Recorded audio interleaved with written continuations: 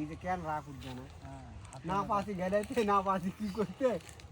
মনের ভিতর মাথার ভিতর একটা কাজ করে এটা হাতের এটা আগামটা মাথার ভিতর কাজ করে দুপুর 2:30টা ভাত খাই নিয়েছি, তাহলে কেন গরম উঠবে না? তার উপর আমি কষ্ট হয় কিছু, কত মেজাজ ফায়ার হয়ে যায়। আর বাবু থেকে থেকে করে এই সব কি করে?